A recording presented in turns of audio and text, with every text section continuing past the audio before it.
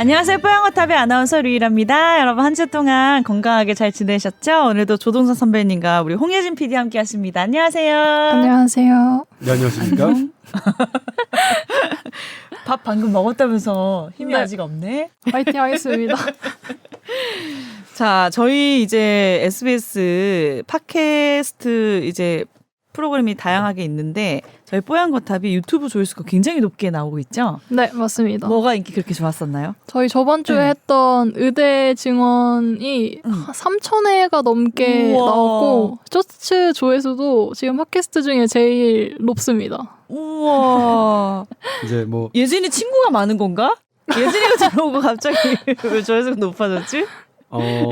SBS 이것도 이제 우리 팟캐스트 뽀얀거탑도 SBS 구독자에게 노출되는 거죠. 네, 맞아요. 그 이제 저희가 얼마다 300만이 넘죠. 구독 318만 명인가요? 네. SBS가. 근데 이제 3,000 조회수면 높은 건 아니에요. 왜? 그럼에도 팟캐스트 중에서. 예. 네. 그럼에도 불구하고 저희가 이제 팟빵 이런 거 조회수가 몇백 대 이렇게 조회되고 그러니까 저희가 이제 방송을 하면서도 아주 애청자, 찐 애청자인 500명, 600명 정도 분을 대상으로 이어왔던 건데 네. 그렇게 1,000명, 3,000명, 4,000명 정도의 보시는 분이 느니까 좀 신나고 좀 더 무게감이 생기고요. 네. 그리고 이제 지난번 의대 증언 같은 경우에는 관계자들이 많이 보셨더라고요. 오. 그래서 연락을 많이 주세요. 그리고 이게 링크로도 돌았어요. 오. 예, 팟캐스트에 조동찬 SBS 의학 전문 기자가 의대 증언에 대해서 이렇게 설명했다라고. 그럴 줄 알았으면 조금 더 정제해서 할 거야. 정제해서 했으면 이 정도 조회수 안 나오죠. 네, 그렇습니다. 어쨌든 많이 들어주셔서 감사하고 관계자 여러분이 또 특히 많이 듣는다고 하니까 저는 네. 되게 긴장되더라고요. 의학계 전혀 알지 못하는 정보들이 많은데. 그래서 저는 사실 제가 막 격하게 얘기할 때는 관계자분들에게 하는 얘기거든요. 제가 우리 국민들에게 격한 얘기를 할 필요는 없잖아요. 그렇죠?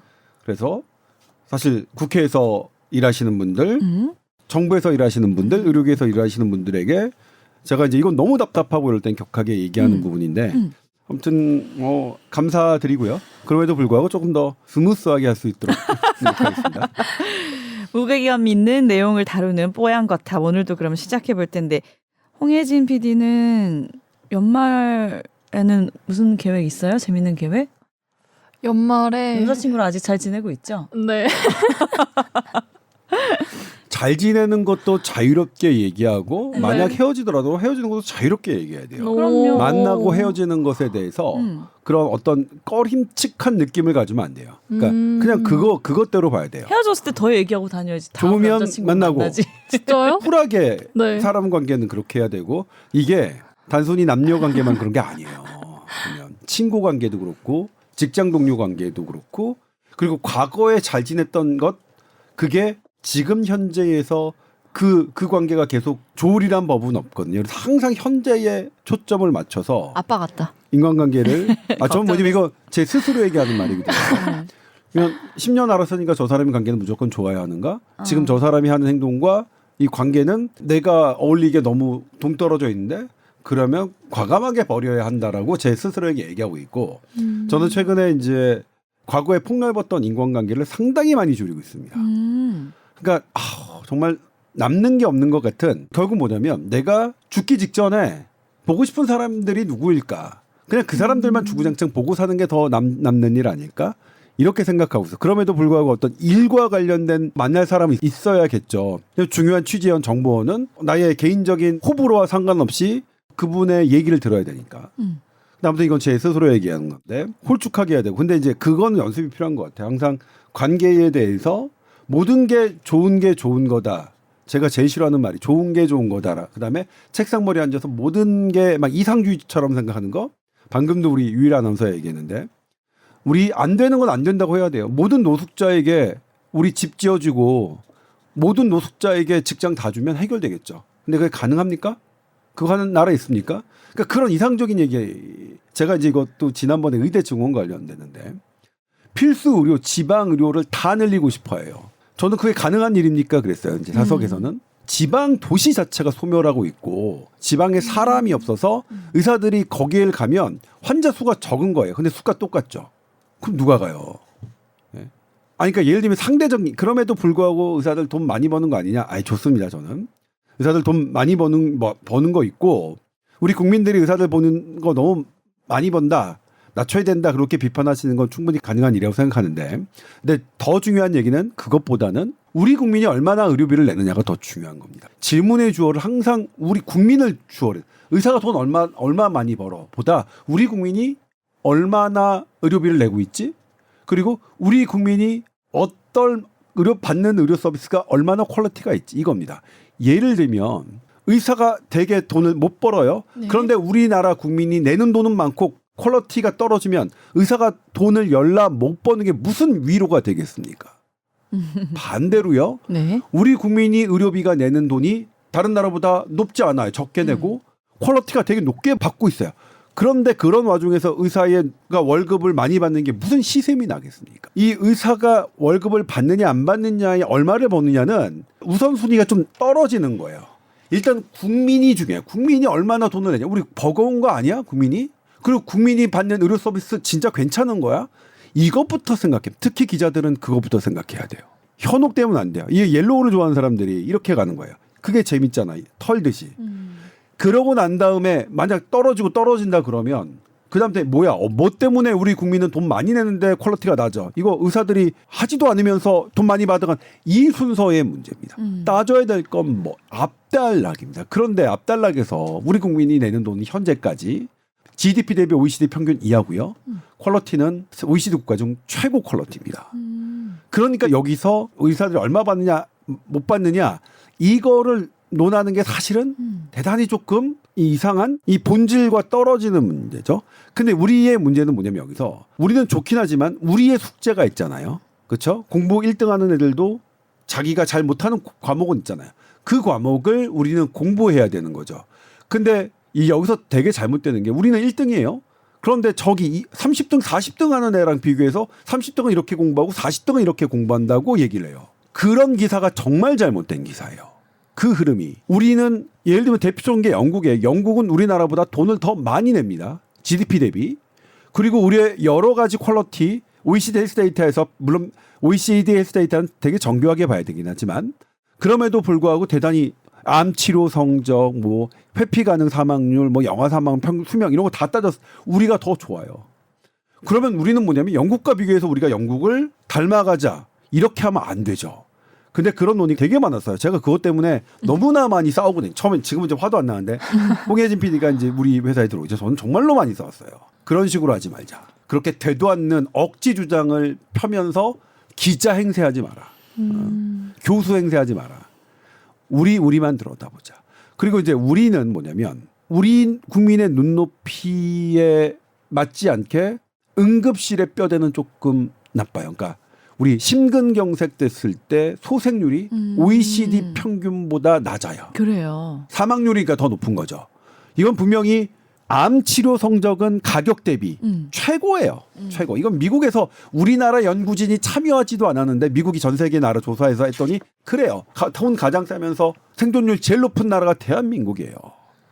그러니까 이거는 외국을 조금만 돌아다녀 보시면 미국, 스웨덴, 영국 이런 데서 아파서 병원 가보면 그냥 바로 느끼는데 아무튼 그렇습니다. 네. 그래서 섣불리 우리나라가 되게 잘하고 있는데 못하는 나라들과 비교하면 안 되죠. 다만 일본은 왜 비교하냐면 일본은 거의 우리나라보다 모든 면에서 앞서가는 거의 유일한 나라인데 일본만 해도 GDP 대비 우리나라보다 훨씬 더 많이 내고요. 그리고 일본은 GDP가 높기 때문에 실제로 1인당 국민이 내는 의료비는 거의 2배 가까이 됩니다. 그런 부분이 있습니다. 근데 일본은 어차피 잘 사니까 그렇다고 이제 우리가 무조건 돈을 많이 내야 되느냐? 그건 또 별개죠. 국민적 합의가 필요한 부분이죠. 예를 들면 어떤 사람에게는 나는 이 정도 퀄리티면 만족해. 그리고 나 건강보험료 내는 거 너무 많은 것 같아. 이런 분들도 있잖아요. 형편에 따라서. 이건 그래서 우리가 합의하는 일인데 이 합의를 할 때는 정말로 이 합의를 하기 위한 필요한 정보들을 국민께 드려야 돼요. 1번 우리가 얼마나 내느냐 그리고 우리가 지금 현재 어떤 퀄리티냐 그리고 우리의 문제가 뭐냐. 우리의 문제 제가 여러 번 말씀드렸지만 우리가 OECD 헬스 데이터에서 가장 문제는 첫 번째가 자살률입니다. 두 번째가 재난적 의료비. 자체가 그래서 SBS 조동찬이 최근에 총 맞는 거 발생해서 뭐 위에서 시키는 거 말고 제가 자발적으로 하는 건 딱 2개입니다. 자살과 재난적 의료비. 왜냐하면 그게 가장 큰 문제니까요. 그래서 저는 그걸로 환원시키면 너무나 이게 심플해진다고 생각해요. 정말 우리가 하는 정책, 이 정책이 우리나라의 자살률 낮출까? 우리나라의 재난적 의료비를 낮출까? 이거를 생각해요. 예를 들면 의대증원도 저는 그렇게 생각합니다. 의대증원 이렇게 늘리면 우리나라 자살률 낮출까? 아니면 재난적 의료비 낮출까? 뭐뭐 하면 우리나라 자살률 낮아질까? 우리나라 이거 낮출까? 이런 걸 생각합니다. 근데 이제 일전에도 말씀드렸지만 자살이라는 건 전 의료적으로 해결하려고 하는 것 자체가 저는 어불성설이라고 생각합니다. 모든 우리 삶의 모든 부분이 그런 우울감과 자살 생각과 관련이 있어요. 의료적인 부분도 분명히 있겠죠. 그리고 맨 마지막에 그 생각, 위험한 생각을 걸러낼 수 있는 건 의료죠. 정신과 선생님들이기 때문에 정신건강이기 때문에 그 부분을 해결하지만 내 삶의 문제가 복용하는 것만으로 해결된다? 전 트라우마도 마찬가지예요. 무슨 트라우마든 트라우마를 의료적으로만 접근한다? 훅 끼고 앉아있네요. 그래요 저는. 한순간은 도움을 줄 수 있겠죠. 그런데 트라우마의 가장 큰 것은 이 트라우마의 원인, 내 가족이 희생당했던 그 원인이 없어지고 좀 더 안전한 사회로 이바지했다는 그것이 가장 크다는 건 의학적으로 나와 있는데 그것을 해결하지 않고 가장 본질적인 걸 건드리지 않고 힘드니까 우울증이야 이렇게. 물론 급성기에선 되게 중요하지만 급성기의 잠깐의 역할이지 그것이 절대 트라우마 전반의 본질을 꿰뚫는 대책이 될 수 없고 저는 우울증도 마찬가지라는 것 같아요. 분명히 위기의 순간에 위기를 걸러내고 이 사람이 조금 더 근본적인 어떤 해결책 안으로 들어갈 수 있도록 의료는 도와줘야 되는데 전반적으로 우리나라의 자살률이 과연 이 의료적인 어떤 걸로 해결이 될까? 물론 중증 정신질환의 여러 문제 중에서는 의료적인 게 되게 전부인 것도 있어요. 예를 들면 조현병은 조현병이나 뭐 특별한 그런 것들은 완전히 의료적인 게 전부죠. 그렇죠. 의료적 치료가 되면 정상생활을 할 수 있고 그렇지 않으면 정상생활을 할 수 없으니까 그런 것과 달리 우리가 자살 문제는 조금 더 포괄적으로 의료인이 앞선다 하더라도 우리가 다 할 수 있어. 아니요. 전 그거 다 할 수 없어요. 의료인들 다 할 수 없습니다. 어렵다. 예?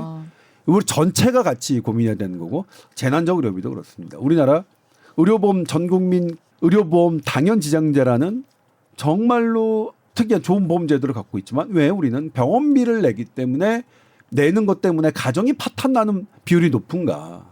이거는 진짜로 큰 병 그리고 대개 소수가 걸리는 병에는 지원이 안 간다는 거예요. 이건 저의 주장인데 그 이면에는 선거가 무관하지 않다고 생각해요.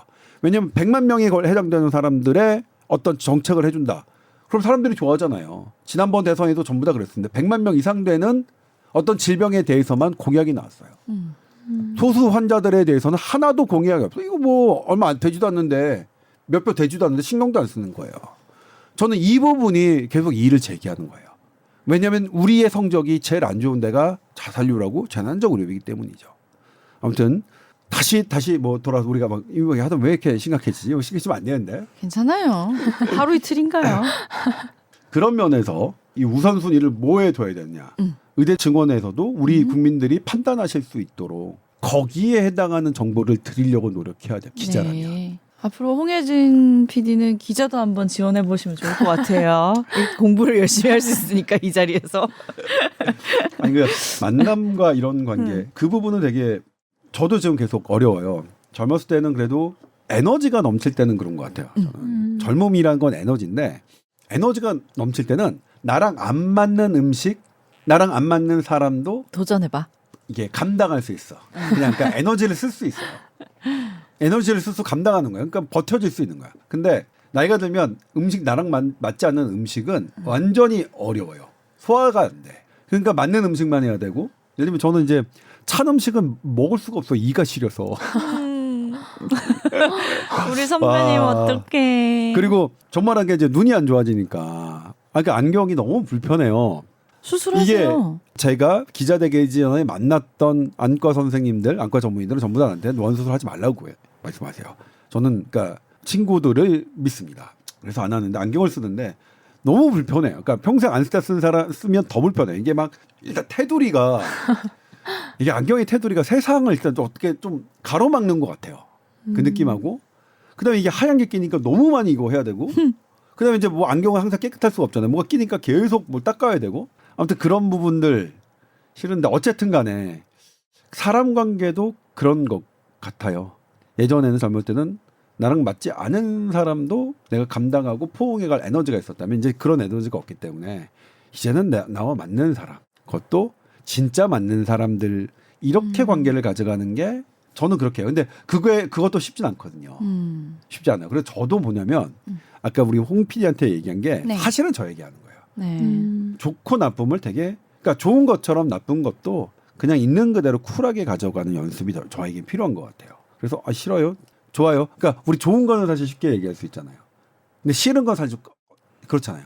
그러니까 좋은 것처럼 싫은 것도 저 이거 먹기 싫어요. 저 이거 먹고 싶어요. 하는 거를 동일한 무게를 두고 편안하게 할 수 있어야겠다라고 저는 계속 생각하고 있어요. 물론 저도 후자는 좀 잘 안 돼요. 싫음, 거절 이런 건 좀 잘 안 되긴 하는데 그래도 해야겠다. 제가 언제까지 천년만년 에너지가 있는 것도 아니고 그리고 지금 저의 에너지의 하강 속도는 어떻게 우리 비참합니다. 선배님 비참합니다.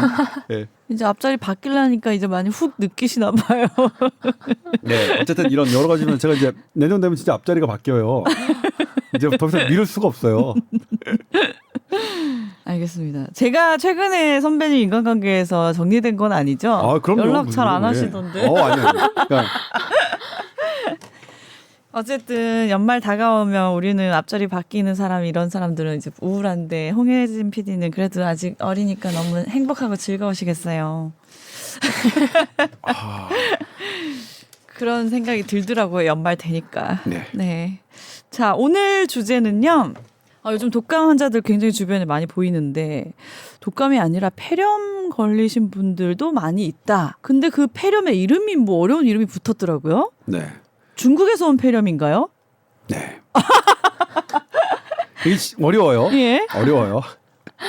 지금 이제 독감 유행하고 있죠. 네. 독감이 어느 정도냐면 유행 기준이 있어요. 병원에 뭐 이렇게 호흡기 때문에 증상으로 온 사람들 중에 독감이 의심되는 사람, 네. 의사가 독감 의심된 사람을 기준으로 몇 명당 외래 몇 명당 몇 명이면 유행이다 했는데 지금 전체적으로 우리 유행 기준의 7배입니다.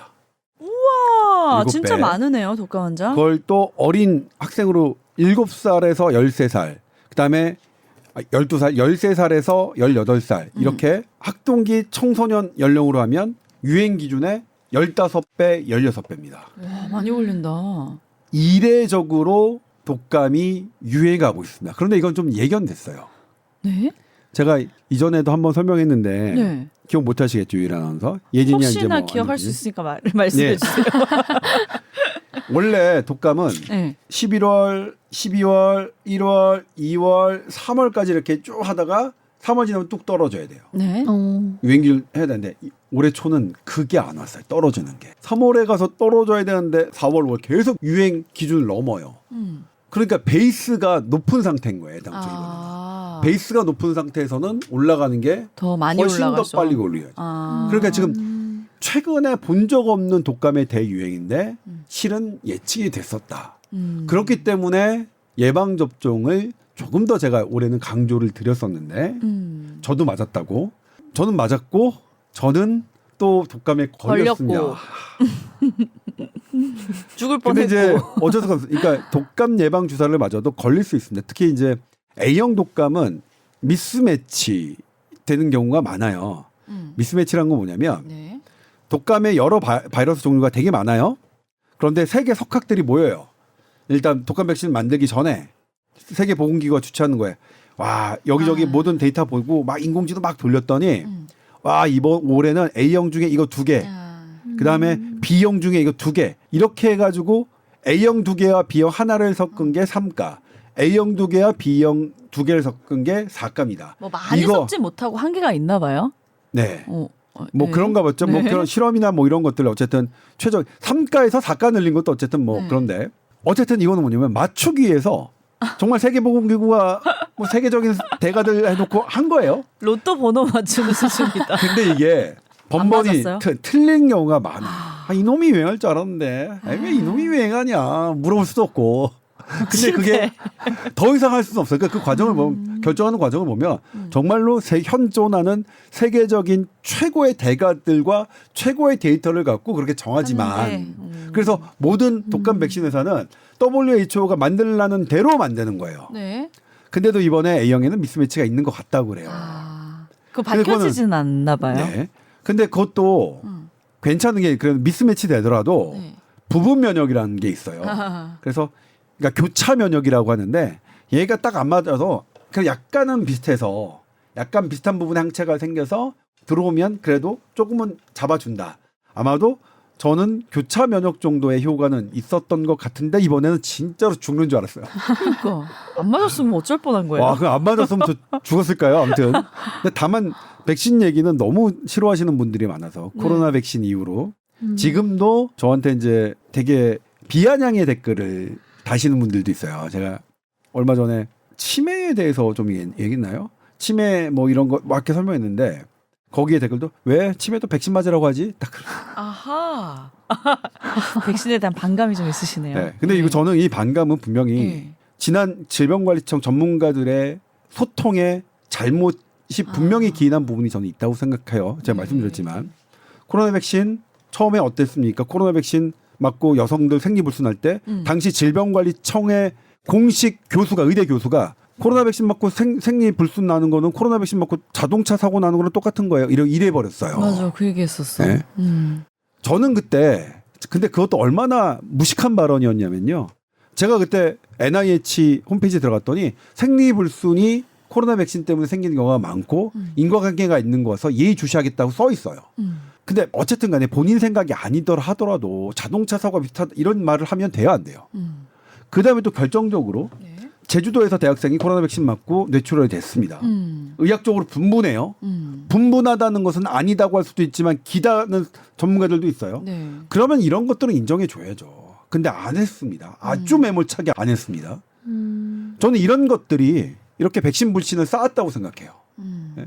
그래서 지금 백신을 거부하고 싫어하시는 분들도 나름의 그런 감정 이런 것들 전 충분히 이해합니다. 그럼에도 불구하고 저는 백신이 갖고 있는 이점을 현대의학으로 배웠고 저는 현대의학 전공자이기 때문에 그분들의 불편한 마음은 이해하지만 저는 어쩔 수 없어요. 저는 이번 생에 백신의 장점을 얘기할 수밖에 없고 제가 아는 대로 제가 그러니까 뭐냐면 이게 뭐 누구한테 세뇌받아서 그런 게 아니라 전 제가 배운 제가 믿고 있는 제가 계속 공부하고 있는 현대의학에서는 백신의 이점이 계속 나오고 그런 백신에 벌어지는 부작용을 계속 커버하기 위해서 계속 교정하기 위해서 지금도 현대의학은 노력하고 있다는 것을 저는 확인하고 있기 때문에 그래서 그렇습니다. 그래서 어쨌든 백신은 얘기 너무 예민하신 분 아마 여기 이 팟캐스트 유튜브에도 또 댓글 달릴 거야. 저 자식은 아직도 백신을 환장했네 이런 거 달릴 것 같긴 한데 아무튼 그렇습니다. 네. 그리고 이제 어쨌든 독감이 이렇게 독감 유행하고 백신? 그다음에 네. 코로나도 뭐 이렇게 물론 코로나 지금 전수조사는 안 해요 과거처럼 코로나도 지금 어쨌든 아직 남아 있고 하고 있고요. 그리고 또 갑자기 중국 폐렴 막 하잖아요. 네, 그게 뭔가요?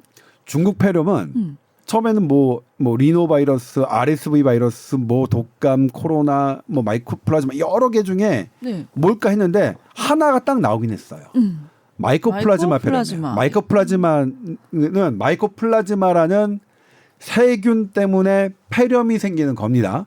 폐렴을 일으키는 여러 가지 원인 중에 하나예요. 그러니까 우리 독감도 그렇고 감기도 그렇고 코로나도 그렇고 또 뭐가 있을까요? 호흡기, 융합세포, 그다음에 폐렴구균 되게 많습니다.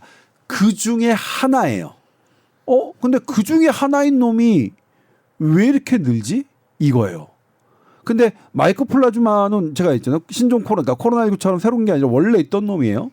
원래 있던 놈인데 이 놈이 왜 갑자기 중국에서 이렇게 문제가 되고 지금 중국 외신 화면 보면 소아 애들이 막 병원에 득실득실하면서 입원실 못 찾아가지고 뭐 난리 법통이잖아요. 그래서 뭐야 다 걱정하는 거죠. 그리고 중국은 아니라고 우기지만 코로나19 중국에서 퍼졌다고 다 생각하잖아요. 중국은 아니라고 하지만 실제로 현재까지 뭐 이런 정황으로 봐서는 뭐 중국에서 온 거라고 생각하는데 그리고 그때도 중국이 어땠죠? 정보를 제대로 공개하지 않았죠. 이런 부분 때문에 지금 자꾸 이게 의심이 되는 거예요. 근데 현재까지는 이게 마이코플라즈마 폐렴이다. 그런데 중국도 그래요. 우리 마이코플라즈마 폐렴이야. 새로운 거 전혀 없어. 그런데 불구하고 세계보건기구가 지난주에 야 중국 좀 더 내놔봐 그랬죠. 여기에는 이제 두 가지 이유가 있습니다. 원래 마이코플라즈마 폐렴은 원래 있던 거라고 그랬죠. 그리고 이거 겨울철에 증가해요. 네. 그런데 이번에는 나머지 있잖아요. 독감, 감기, 호기융합, 폐렴구균 이런 것들은 10월 달부터 막 증가한 게 보여요. 네. 그런데 이놈은 마이코플라즈마 폐렴은 중국 보니까 5월 달부터 계속 증가했어요. 얘는 좀 다르잖아. 그다음에 또 이 마이코플라즈마 폐렴의 별명이 뭐냐면 워킹 뉴모니아. 그게 뭔 말이에요? 걸어 다니는 폐렴.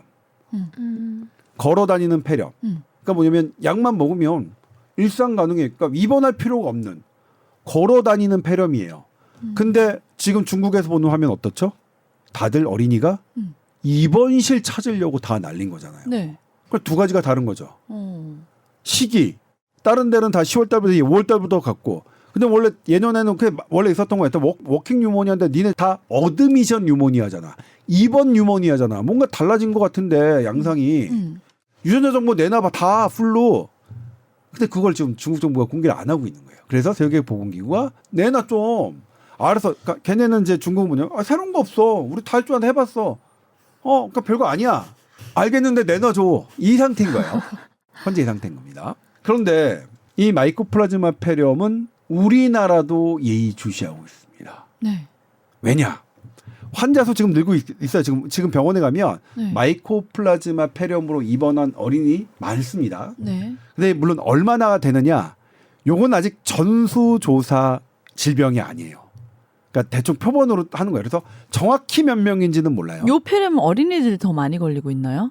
네, 현재까지는 네. 원래 성인 뭐 어린이 이렇게 둘 다 뭐 안 가리고 오는 놈이지만 그래도 어린이들이 집단 생활을 많이 하기 때문에 어린이에서 많았고 올해도 특히 어린이 중심으로 많습니다. 근데 다만 이것도 표본 조사기 때문에 실제로 얼마나 벌어질지는 잘 모르겠습니다만 표변으로는 그렇습니다. 네. 지금 환자 수만 따지면 작년보다는 확실히 많아요. 재작년보다 많아. 근데 작년, 재작년 뭐 저기는 코로나 팬데믹이었으니까 마스크 열심히 잘 쓰고 손 열심히 잘 써서 좀 안 걸렸겠다. 그렇죠? 네. 어쨌든 늘고 있는데 그럼 코로나 이전에 비하면 어떠냐? 코로나 이전에 비하면 환자 수는 많지 않습니다. 그럼 뭐 걱정할 거 없겠네. 물론 그런 측면에서는 걱정할 거 없습니다. 숫자만 보면. 근데 일선에서 뭐냐면 근데 아니야 좀 꺼림칙한 부분이 있어. 뭔데? 올해 마이코플라즈마 폐렴으로 입원한 아이들은 증세가 더 심해 예년보다. 폐렴이 더 많이 오고 어떤 애는 무기폐, 폐가 완전히 쪼그라들어갖고 하는 거하고 폐 외에도 가. 왜? 그런데 이것도 예측이 돼 있던 거예요. 예측이 돼 있었다. 무슨 말이냐면 이 마이코플라즈마 폐렴도 얘가 세균이니까 뭐예요? 항생제가 있다. 항생제를 쓰면 잘 나요. 그러니까 워킹 걸어 다녀요. 뭐 약 먹으면 뭐 하면 돼요. 근데 얘가 보니까 어떤 놈들은 잘 안 들어. 뭐야? 얘 진짜 내성 생겼나? 봤더니 내성이 갖고 있는 거야, 이놈이. 얘도 세균인가? 우리 막 코로나 때 내성 정말 지긋지긋하게 들었잖아요. 네. 모든 게 다 그래요. 이놈도 이제 막 내성이 생긴 거야. 그래서 내성이 생기면 그 효과가 얼마나 안 좋을 거라는 건 알잖아요. 얼마나 안 좋은지 미국 연구팀이 조사를 해봤어요. 미국 오하이오 대학이. 그랬고 작년에 2022년에 논문을 낸 건데 내성이 있으면 이 마이코플라즈마 폐렴에 걸렸을 때 중환자실의 치료가 필요할 위험이 5배 높아진다고 했어요. 와. 위험한 거죠. 그러니까. 무섭는데요? 네. 그럼 우리나라는 어떠냐? 그래서 서울대병원하고 충북대병원 몇 개 대학병원이 우리나라 실태를 조사했어요. 네. 병원에 입원해 있는 그러니까 뭐 예를 들면 워킹 뉴모니아니까 괜찮은 애들은 그냥 집에서 약 먹고 다니겠죠. 네, 대학병원에 입원해 있다는 것은 중증이 심한 애들이라는 거겠죠. 걔네들 해가지고 마이코플라즈마 조사해 균 어떤지 봤더니 78.5%가 내성균이었어요. 그러니까 이게 정황상 진짜 이거 내성균 문제 있네. 요거는 중국과 별도입니다. 중국에 있는 놈들도 우리나라랑 똑같은 상태인지 그럴 거라고 보지만 근데 만에 하나 중국 막 저렇게 되면 혹시 또 새로운 거 나온 거 아니야? 예를 들면 마이코플라즈마 세균인데 뭐 좀 더 다른 거 나온 거 아니야? 이런 의심은 좀 할 수 있잖아요. 그런 의심이고 그것과 별개로 미국에서도 마이코플라즈마 세균이 변형된 놈들이 내성 갖고 있는 놈들이 나와서 중환자실 위험도를 5배 높이고 우리나라도 봤더니 병원에서 심각한 애들은 78.5%나 이 내성균을 갖고 있어요. 이래서 지금 숫자로만 보면 네. 2019년보다는 적으니까 괜찮지만 이런 점점 안 듣는 약의 내성을 갖고 있는 세균이 는다는 거 이상하고 그다음에 아직 중국계 우리나라에 왔다는 그런 신호 없지만 중국 뭐야 좀 중국은 이제 우리나라만 걱정하는 건 아닙니다만 우리는 중국과 인접해 있기 때문에 그런 염려를 더 하는 것이겠죠. 네. 이런 측면이 있습니다. 거기에 네. 아까 말했죠. 유례 없는 독감, 그다음에 코로나, 그다음에 최근에 또 100일에도 늘고 있어요. 아, 100일에. 100일에는 이제 100일 동안 기침한다고 기침하는, 하는데 그것도 이제 표본 감시라서 실제로 얼마가 되는지 모르지만 도 단위로 보면 100일 환자가 몇 명 받았다는 보고들이 계속 나오고 있거든요. 그러니까 이제 어린 자녀를 둔 부모들은 걱정되는 거죠. 그리고 또 불안하죠. 게다가 우리 지금 소아과 의료진 부족하잖아요. 네. 계속 얘기하고 있는데 가뜩이나 평상시에도 부족했는데 이렇게 온갖 뭐가 뭔지 헷갈리는 이런 상황에서는 더 소아과 의료진 부족이 가슴 아프게 느껴지는 거죠. 이번에도 소아과 전공의는 미달됐습니다. 네. 참고로 말씀드리자면 제가 계속 얘기하지만 지금 당장의 소아과 전공의를 채울 정책이 지금 우리에게 필요한 거지. 먼 미래의 소아과 의사 많은 그런 거는 먼 미래는 어떻게 될지 모르고 저는 우선순위는 지금 대학생들이 지금 인턴 선생님들이 소아과를 지원할 수 있는 정책이 가장 급하다고 저는 생각해요. 그러니까 그거를 냅두고 나머지를 하는 건 저는 한가한 정책이라고 생각합니다. 그리고 또 하나 여기서 다시 말씀드려요. 이건 또 저의 개인적인 건데 네. 낙수 효과. 그러니까 낙수 효과는 건 뭐냐면 다 의사를 그러니까 예를 들면 그래요. 뭐 제가 졸업할 때 1등에서 150명 정도 졸업했는데 1등부터 150등까지 순서가 쭉 있습니다. 근데 톡 까놓고 저쪽 1등하고 150등하고 똑같은 태도냐. 물론 150등 하는 사람들도 공부를 잘할 수는 있어요. 네. 근데 그래도 학생 때 성실했던 사람들이 공부를 잘하겠죠. 네. 그러니까 성실했던 사람들을 의대에서는 무조건 먼저 뽑거든요. 교수위원으로. 근데 이제 저 때부터 했는데 공부를 잘하는 사람들이 사실은 학교에 안 남는 추세가 좀 언제부터 좀 있었어요. 실은 상당히 그게 좀 문제, 특히 기피과 정도에서는 막 그게 더 보였어요. 공부 잘하는 그 의대생들이 잘하는 사람들이 다 하고 싶은 성형외과, 피부과, 안과, 뭐 재활학 이런 거 다 한 다음에 공부 못하는 어디도 갈 데 없는 사람들이 우리 어린이 소아과 보고 뇌수술하고 그다음에 심장 수술하고 이런 거 바라시는 건가요? 이게 낙수 효과예요. 그러니까 뭐 하다가 갈 데 없는 애 많이 뽑으면 갈 데 없는 애들이 소아과하고 필수 의료한다. 근데 우리 정말 그런 거 원할까요? 저는 그걸 좀 여쭤보고 싶어요. 우리 국민이 원하는 건 그 의사들 중에서도 실력 있는 사람이 우리 애 봐줬으면 좋겠어.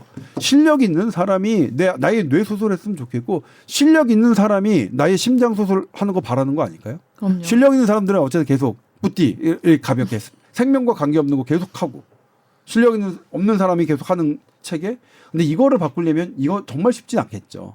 그거를 대접하는 수밖에 저는 없다고 생각하는데 아무튼 그런 부분들 낙수 효과와 이런 부분에 대한 실체적인 진실에 대한 정보도 저는 국민들께 드려야 되고 이렇습니다. 네. 그래서 지금 이런 상태입니다. 지금 만약에 걸려서 지금 중환자실 가고 거기서 치료하는 아동들은 위험한 상황까지 가는 경우는 없었나요? 지금 중국도 뭐냐면 중국에서도 환자는 되게 많은데 막 코로나 때처럼 막 사망 모습이 안 되잖아요. 이건 되게 좋은 거예요. 그러니까 그게 아직까지는 무서워서. 약이 네. 있으니까. 그리고 우리나라도 지금 어쨌든 마이코플라즈마 폐렴으로 사망자가 나오진 않고 있어요. 그러니까 되게 다행인 거죠. 다행이네요. 근데 이건 조금 죄송한데 제가 다행이라고 하더라도 네. 부모님들은 되게 화내시고 야이 중환자실에 자식아. 있는 것만으로도. 그렇지. 나 지금 우리 애가 병원에서 지금 해가지고 중환자실에 있는데 어디다 대고 다행이라고 이렇게 하실 수 있어요. 그러니까 이거는 민감하니까. 감도에 따라 네. 뭐 하지만 어쨌든 폭넓은 아량으로 아예 그래도 죽지 않은 건 정말 그래도 다행이다. 정말 안 죽고 그러니까 중환자실에도 안 가셨으면 좋겠지만 근데 뭐냐면 이놈이 계속 지금 내성을 갖고 있는데 네. 어떤 약의 내성을 갖고 있냐면 이 약이 3가지가 있습니다. 요 놈을 그러니까 마이코플라즈마 세균을 잡는 약이 네. 하나가 마크로라이드라는 약이고 그 다음에 테트라사이클린, 그 다음에 퀴놀론 제제가 있는데 이 두 개는 마크로라이드만 빼고는 두 개는 성인만 써요. 왜냐면 이 두 개는 소한테 쓸 수가 없어요. 부작용이 좀 더 세서 높다는 네. 것과 그 다음에 부작용이 없는 이 한 약이 있으니까 마크로라이드라는 약이 계열이 있으니까. 근데 이 지금 내성을 보이는 게 이 마크로라이드에 어린이는 그러니까 딱 한 약 종만 쓸 수 있는데 딱 어린이 약에 이 내성이 강해지는 거예요. 문제죠. 그래서 지금 이번에 지금 제가 소아과 선생님들에게 여쭤봤더니 어때요? 그러니까 이게 정부의 종합적인 계획 그러니까 조사는 안 돼 있지만 개별적으로는 확실히 안 듣는데요. 잘 이게 전부 다 미치겠대요. 그래도 이제 다른 방법으로 열심히 치료하고 계신데 그래서 뭐냐면 이러다가 진짜로 이제는 다시 판단해. 이 약이 잘 들을 때는 성인용 약을 쓰는 것이 득보다 실이 더 컸기 때문에 안 쓰도록 했는데 네. 지금 이 약이 안 들으면 다시 써야 생각해야 되나? 되잖아요. 지금 전문가들이 다시 생각하고 있습니다. 이 성인용 약을 중증 마이코플라즈마 폐렴 아이에게 득실을 지금 따지고 있어요. 예전에는 따질 필요가 없었는데 이 약이 잘 들으니까 지금 현재 그런 상황입니다. 네. 역시 예방은 손 잘 씻고 마스크 좀 착용하면 도움이 되겠죠? 네, 그렇죠. 호흡기 질환이니까 손 잘 씻고 마스크 착용하는 거 되게 좋고요. 그다음에 이제 뭐냐면 아니 일반 감기하고 이거하고 어떠냐? 네. 어떻게 독감하고 헷갈려 죽겠다. 구분을 할 때 열이 똑같이 나더라고요. 예. 호흡기 질환에 감염은 뭐 똑같죠. 열 나고 콧물 나고 재채기하고 이런 절차. 그러니까 예를 들면 성인 같은 경우에 갑자기 열 난다 그러면 코로나 먼저 해야겠죠. 근데 독감 해야겠죠. 그리고 그렇게 아니면 마이코플라즈마 폐렴도 해야겠죠. 근데 독감도 열 난다고 바로 진단되는 게 아니에요. 열 나고 사실은 24시간 정도 있어야 진단되고 있거든요. 이건 소아과 선생님들이 제일 잘하니까 네. 이거는 소아과 선생님하고 상의를 해야겠죠. 그러면 이제 또 우리 부모님들이 야 지금 소아과 오픈런이고 얼마나 그런데 근데 예 오픈런 예 죄송합니다. 근데 이제 그래도 조금 점심 시간 이후에 가면 그래도 그렇게 오픈할 정도처럼 붐비지는 않는데요. 그 이거 제 소아과 제 친구들도 다 그렇더라고요. 아침에는 되게 많은데 점심만 좀 넘어가면 사실 되게 많이 빈대요. 그러니까 여유가 있대요. 제 친구들은 그러더라고요. 그래서 어쨌든 간에 그래도 뭐 아침에 빨리 보시는 게 좋긴 하죠. 근데 그런 부분에 있어서는 소아과 전문의 선생님들이랑 상의를 하셨으면 좋겠어요. 이거를 제가 보도한 내용으로 조동찬 이렇게 했어 이렇게 저희가 얘기하는 건 소아과 선생님 얘기 듣고 전달해 드리는 거예요. 이 디테일한 부분 특히 이렇게 여러 세균과 바이러스가 동시에 이렇게 막 해가지고 어떤 거가 원인인지 모를 때는 분명히 해야 됩니다. 다행인 건 그렇더라고요. 100일의 치료약과 100일의 균은 100일에는 100일의 균에 의해서 걸리는 거거든요. 근데 치료약은 같더라고요. 100일의 균과 이 마이코플라즈마 폐렴의 세균이. 그래서 소아과 선생님들이 그래도 그건 좀 괜찮아. 둘은 약간 증상으로 구별되어 있는 게 있지만 어차피 100일에든 마이코플라즈마 균은 약은 같으니까. 근데 이제 독감과 코로나는 약이 완전히 다르잖아요. 그래서 그런 부분은 특히 독감 같은 경우에는 애들한테는 사실 독감이 더 위험하거든요. 코로나19보다. 그래서 독감에 더 주안점을 둬서 그리고 독감은 두 가지 약이 있어요. 그러니까 이게 먹는 약 있잖아요. 5일 동안 먹는 약. 요 약은 뭐냐면 증식을 억제하는 거예요. 이게 원리가 어떻게 되면 인플루엔자 독감 바이러스가 세포 안으로 들어와요. 이놈이 여기서 증식하고 또 나가서 다른 세포로 가서 또 증식하고 이런 거거든요. 이 한 세포에 들어온 놈을 딴 데로 못 나가게 해요. 그러니까 증식을 억제하는 건데 근데 이미 많은 세포에 다 증식을 해버렸어. 그 상태에서 타미플루 쓰면 듣겠어요? 안 듣겠어요? 네. 안 듣죠. 그래서 48시간 이내에 투여하는 게 되게 중요해요. 48시간 이후 지나가면 의미가 없어요. 소용이 없어. 네. 그 다음에 또 하나 선택하는 게 이제 요즘에는 병원에 가서 이게 딱 하면은 하루 한 번 주사 맞는 게 있던데 맞아요. 그 약은 뭐냐면 타미플루 먹는 약과 조금 기전이 달라요. 얘네는 이 복제하는 걸 억제해요. 그러니까 약간 조금 늦어도 효과가 있을 수 있죠. 근데 다만 이게 가격이 뭐 10만 원에서 14만 원 정도까지 해서 비싼데 아무튼 독감이면 시기에 따라서 먹는 약과 주사약 요런 것도 전문적인 소아과 선생님의 이게 필요하니까 네. 요것도 소아과 선생님이랑 상의를 해서 그렇게 하시는 게 좋을 것 같아요. 증상이 나타나면 일단 병원부터 가야겠네요. 그렇죠. 네. 애들은 예, 특히 애들은요. 알겠습니다. 우리 홍예준 PD님이 오늘 이제 같이 방송하려고 앉아 있는데 몇 마디를 못했어요. 내용상 그냥 이제 들어야 될 이야기가 많아서 그랬던 것 같긴 한데 하고 싶은 말 있으면 해보세요. 손도 잘 씻고 마스크도 잘 끼고 관련 안 된 다녀야겠네요. 얘기여도 괜찮아요. 아니 근데 난 그거는 묻고 싶었어. 20대잖아요. 20대 대학생들에게 이 호흡기 이 감염병은 지금 그러니까 코로나19가 어쨌든 당신들에게도 별 무서울 되게 거 없었지 않았을까?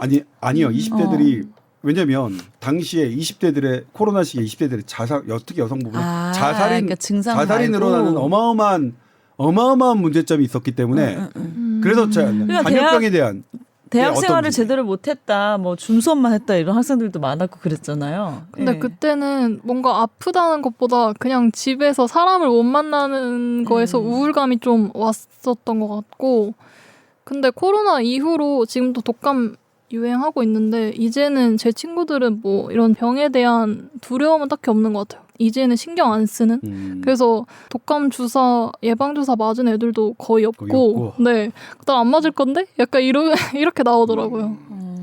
아 그게 달라. 오히려 네. 홍 PD는 맞으셨어요, 안 맞아? 저도 안 맞았습니다. 아예 그거 탓하는 거 아니에요. 저도 안 맞았어야지. 아니 권장 대상 아니기 때문에 예. 네. 전 전혀 이렇게 전 그건 그렇다고 생각해. 현대의학이 권장할 수는 있습니다. 근데 강요할 수는 없습니다. 예, 저는 그거는 저도 코로나19를 통해서 정말 뼈 아프게 배웠습니다. 예, 권장할 수 있어도 강요할 수는 없습니다. 그리고 그때 현대의학 약간 좀 더 안다는 것 그런 걸로 그렇게 무시했던 그런 당시의 의사들 제가 여러 번 사과드렸지만 거듭 사과드립니다. 절대로 그래서는 안 됩니다. 몇 개 조금 지식 몇 개 더 한다고 지가 교수라고 의사라고 뭐 이렇게 그런 분들한테 너 그거 가는 거 자동차 사고 나면 똑같아 이렇게 건방지게 얘기한 거 정말 잘못된 일이라고 저는 생각합니다. 죄송합니다. 아무튼 제가 이제 최근에 동영상을 봤는데 사진을 제임스 웹이 우리 안드로메다 은하를 찍은 거예요. 네.